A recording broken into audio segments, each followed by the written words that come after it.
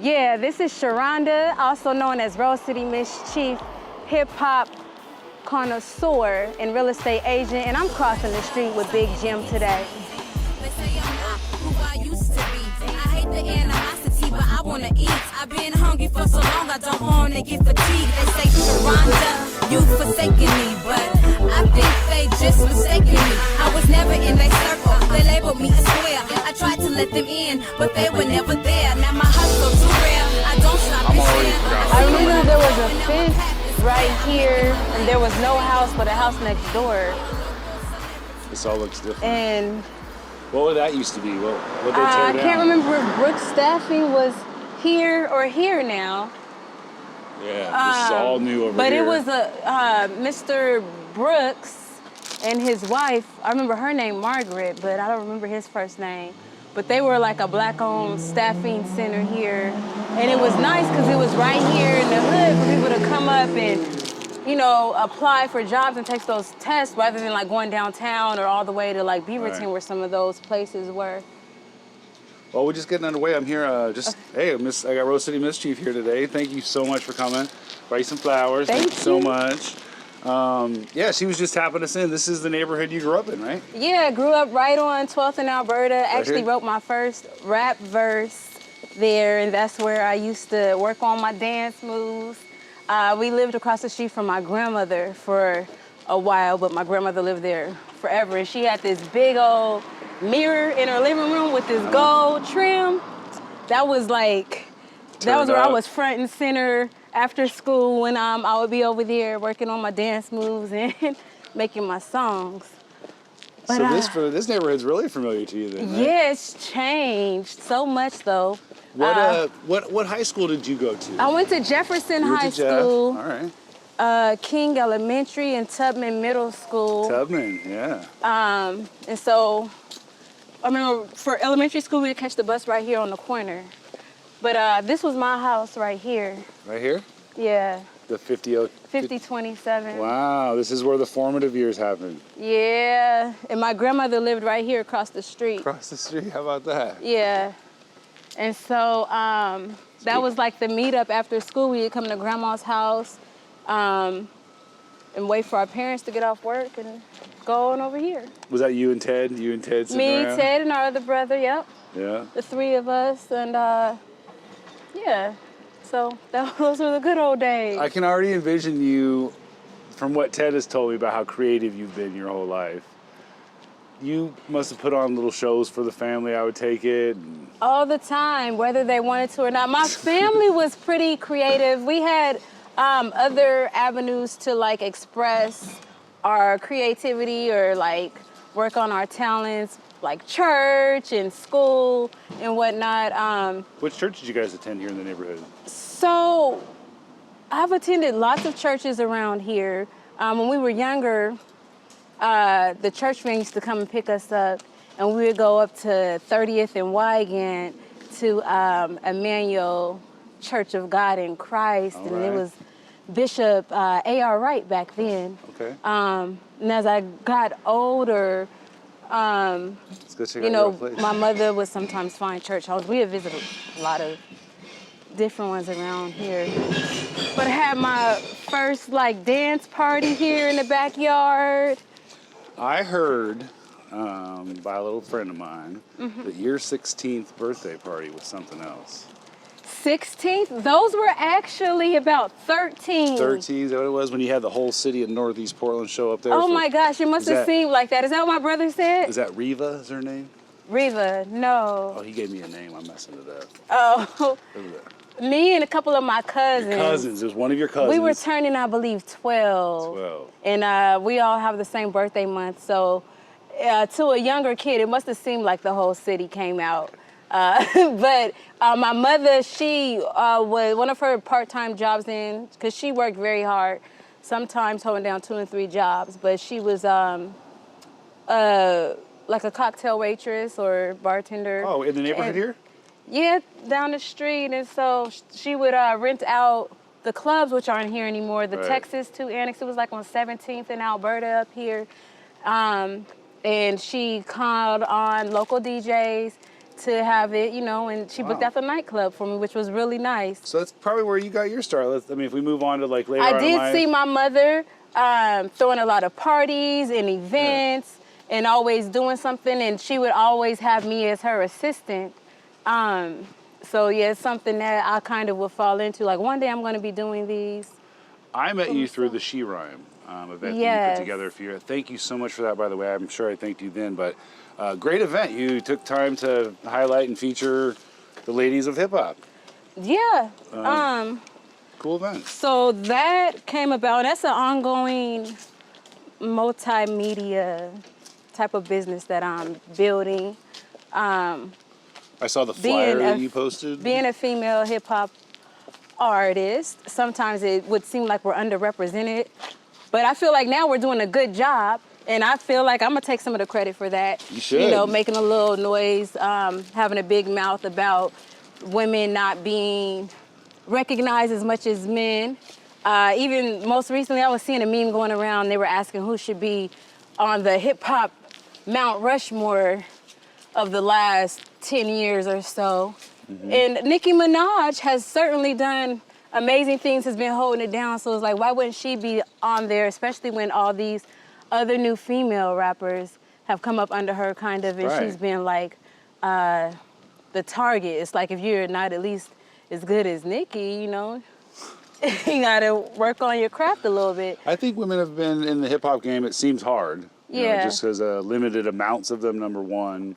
And then if you're not good, then they discredit the entire Yeah. genre, if you will. And becoming a commercial artist, it seems like there's like one primary image that would get promoted when there's so many different artists and styles out there, and that's something I learned as I was, you know, chasing this goal and getting to it. I met so many other female hip hop artists, starting with when I went down to Los Angeles, and I believe it was 2013, and MC Lyte was looking for the next top female hip hop artist.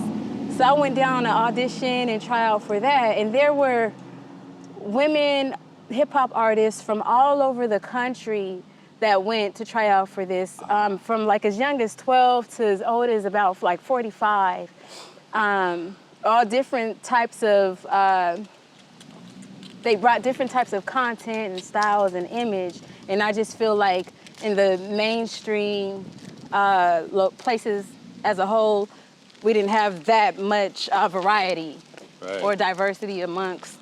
She's dope. the MC type of- Lyte, come on. I mean, like, Yeah. get out of town. That's like, That was like a highlight of my life, because it wasn't just her, but MC Smooth was there, Moni Love was there, Little Mama was there, Yo-Yo was there, Oh, Lady of Yo-Yo, Rage I was was gonna there, say, and they oh, gave what? direct feedback on what they thought. And so it's like, even, you know, I was there with the legends, and they got to hear me one time and give me feedback. So that was great. that must have been great, right? Yeah, it's been a great journey, exciting journey to be in the midst of this. And that's what She Rhyme kind of is just staying active and in it. And I just want to make sure, like right now, I feel like there is balance as far as mainstream. The women are getting Music. their respect. I feel like, a little bit Exactly. now. They That's really what I'm saying. are. Right now, Yeah. it feels pretty Yeah. balanced. And so I just want to make sure it stays like that.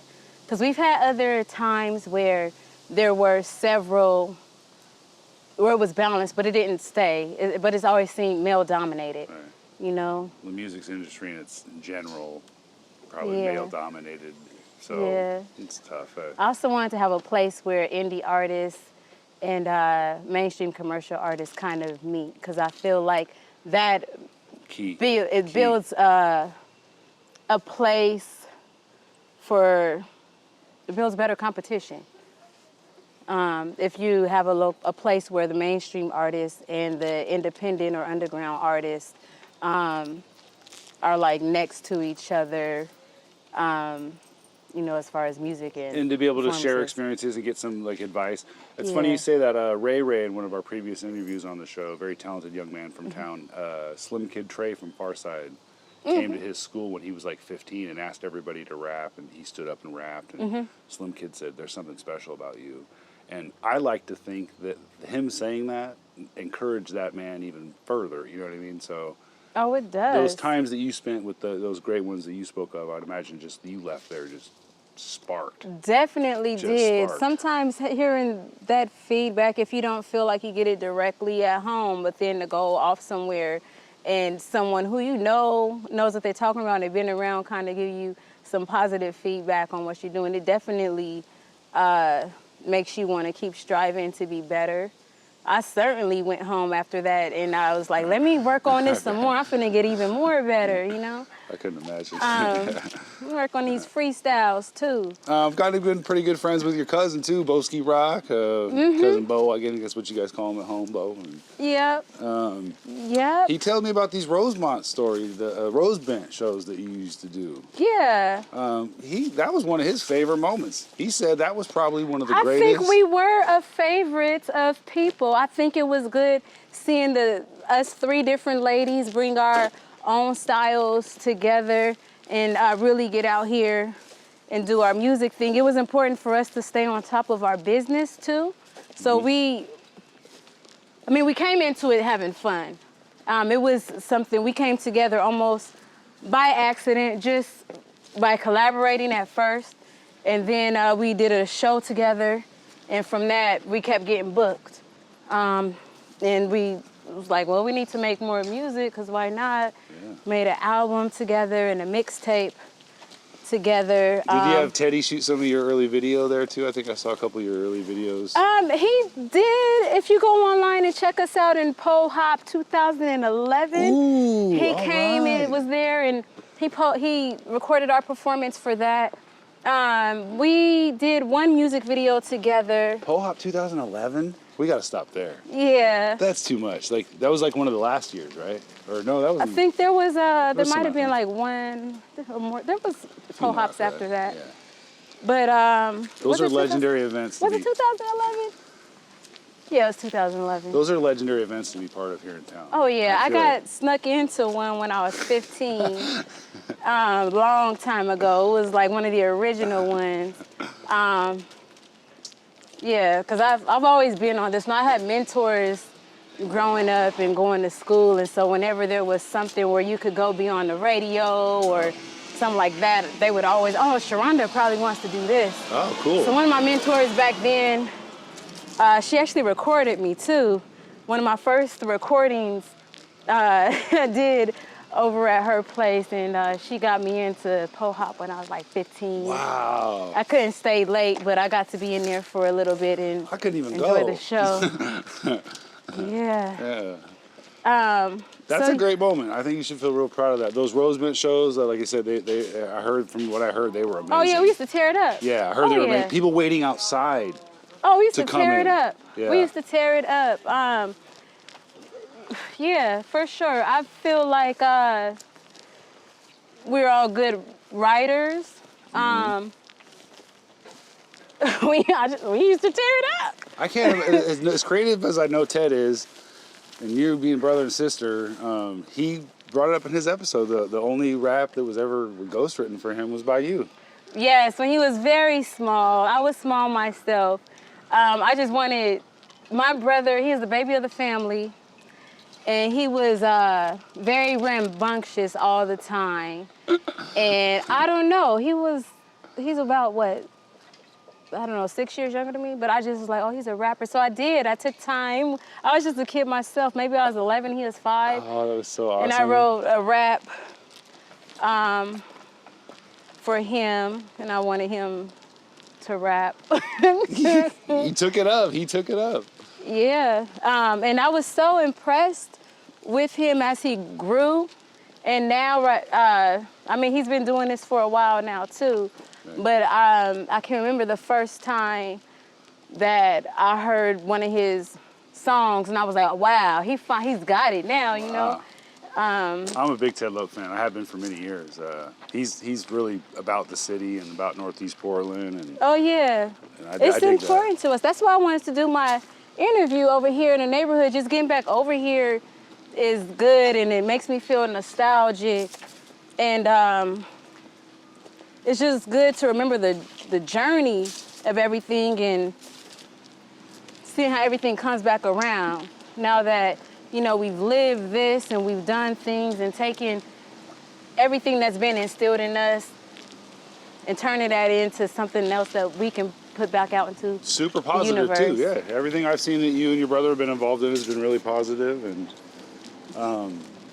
you know, I've been asking everybody, you know, about the local Portland hip hop scene, and I'm always curious, how has the local Portland hip hop scene like treated you, or has it, you know, given you great opportunities, or what's your thoughts on? I feel like, yes, it has given great opportunities. Part of it is making opportunities here, and staying active, and around. I've realized lately that this is just who I am. Like I said, when I was younger and I would have mentors and whatnot, it was like, oh, I think the same thing with my brother.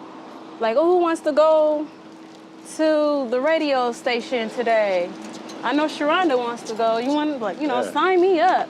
Or who wants to, you know, do this class working on lyrics? Oh, sign me up. Did you get to partake in any of the Salvation Army? No, that came after later. But my brother, that's the next thing I'll say. They had a recording studio there, and so I know he was involved with the stories that I've gotten out of that. And Swiggle as well. I believe that's where they first met. Let's go catch some of the shade over here. That's where they all met. Yeah, correct. Yeah, back in my day, we would go to the Digital Den. Digital Den? Yeah, if we needed to record. Where was that located at? That was... Back then it was, I believe first it was at Music Galore maybe, but it was over on MLK and Killingsworth, right by the U.S. Bank. This is like 95, 97? Yeah, up into the 2005 maybe. All right, okay. I remember the building. I don't remember where it's at, but... Yeah, we'll go over there and record. When Jammin' 95.5 came in about 1999, that brought a lot more opportunities for local hip-hop artists in Portland. It was hard to book back then. Yeah. It was hard to book. Very hard to book, and we didn't really have any radio stations that would play, like, hip-hop. Right. There was, like, K-Boo that would play it like for an hour or two on a Thursday night. Yeah. And then 1480, the AM station, sometimes, but not really. They would generally play like old school jams. You gave me soul music. You actually gave me one of my most memorable starstruck Portland moments. The night of your She Rhyme event, I for the first time got to meet Dina B. Oh yeah, legendary. I was starstruck as all hell. That is the most amazing woman. She is great. Oh yeah. Love her to death. She's been around. Been on K-Boo for like 20 years. She was the start of a lot. I can't tell you. Diction Uno brought up her show yesterday on the show. Yeah. She's very influential and a very, very, very well thought of person in my mind when it comes to Portland music. So shouts to Dina B. But so She Rhyme has another event coming up August 20th. It's also my son's birthday. Is that the flyer I saw you posted last night? You're going to put up some new ones? I saw in the comments there. I am going to, I've been working on it. I got a couple of performers confirmed. I wanted to make sure I did that before I actually posted it, so all the information will be accurate. Correct, yeah. Who'd you get to perform? Crazy MC and a new artist named Cabbage. Oh, so, Crazy MC, all right. Yeah. That's that'll be cool. Yeah. He's been around for a while. Oh yeah, I've had the opportunity to record with him before. Oh, cool. You guys have some work together? We do. All right. We do. Kind of in closing, I'm just kind of curious. I want to remind the people. Yeah, get your flyer information. Still, I have 2 poetry books. But the first one, Rhyme Scheme. It has Black Queen in it, which I did a music video for. And then I also have Rhyme Scheme, Sex, Love, and Situations, also available on Amazon.com and Blurb.com. And I assisted another author get his novel published, Anthony Scott. So you can find Chronicles of a Humble Hitter 1 and 2 on both Amazon and Blurb. And, let me get some streams once in a while on all the stuff and some shares. Your blogs are great. I saw your blog. Yes, Those I are want to written by do you? more. Are those They written? have been written by me. Great stuff. And I invite anyone to that has a blog or an opinion that they wrote that is centered around women in hip hop. Please submit it to sherhyme@lenterprises.net. I would love to share it on the website because I can't do it all. I mean, I could do it all by myself, but I would love to have more than just my opinion there and have it open. It's very to well everyone. written. Good job. I read 2 of the blogs last night. Thank So you. very well written. The website's really nice too, easy to get through. Yeah, Very I would nice. like to do more and later invite more staff to work with me. What about the little podcast you've been doing? The little interview I saw the The same thing, yep. Sharista interview. You interviewed a friend of yours also. It looks like from another state. I've interviewed several artists from here, as well as a stylist, a BBAT of Bloom.